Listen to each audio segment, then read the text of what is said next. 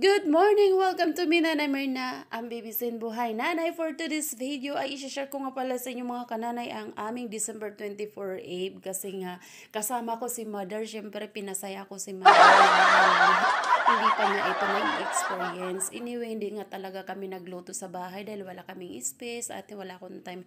Dahil nga si Bibi ayaw talaga niyan magpahiwalay pag nagluluto ako. Kaya naman naisipan ko mag-book na lang kami dito sa Red Iron kasi mayroon nga sila dito dinner buffet noong Christmas Eve. Kaya si Mama nila na mapaaga nga kami dito dahil mapaaga kami napunta kasi dapat ipapasyal pa namin. Kaya umulan ng umulan. Kaya dumiretso na lang kami dito sa hotel mga kananay at mahabang oras ang inantay namin bago kami nakakain kasi yung buffet nga namin is 9 o'clock in the evening. Kaya ang ginawa namin mga kananay, nagpicturean na lang kami dito, nag-video dahil napakaganda ng kanilang Christmas decoration. At syempre dito muna kami sa labas tumambay, nag-inom ng tubig at juices. At nakatulog na nga ito si Baby hanggang natapos. At ito nga si Baba medyo naboboring na sa kakaantay ng buffet. At finally, mag-i-start na daw kami. At ako lang talaga yung pinakauna dito nagvi-video. Wala pa yung ibang customer dahil kami yung unang customer. So, kaya mapipicturean ko sila ng buo-buo. So, ito nga pala yung nila. Ito yung mga sweet and desserts nila. Napakarami, napakasarap. At syempre, titingnan natin kung ano ba ang kanilang siniserve na mga food.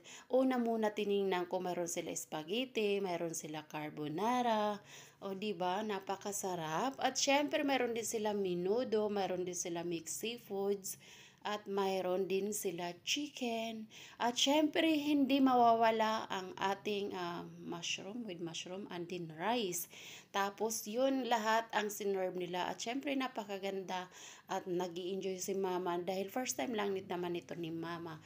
At ito na nga palapit na ang kainan. Ito na ready na yung mga waitress at syempre pinaupo na kami sa table para ready na ang lapang mga kananay. Kaya naman lalapang na tayo ngayon. Oh, ang haba nga pala ng inantay namin, 3 hours mga kananay, kaya gutom-gutom na kami. Ito nga yung table namin dito. 7 nga pala kami. Dito kasi kailangan magpapabuka kung ilang person para talagang mabibigyan ka ng table. At syempre dahil tulog nga si Baby, si Baba, siya muna nag-aalaga at si nanay nyo ay kakain muna. Kawawa naman ang aking Baba.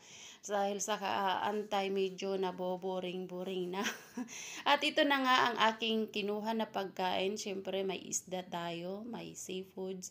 At kain na tayo dahil gutom na ang mga person, mga kananay dahil sa haba ng oras na inantay namin.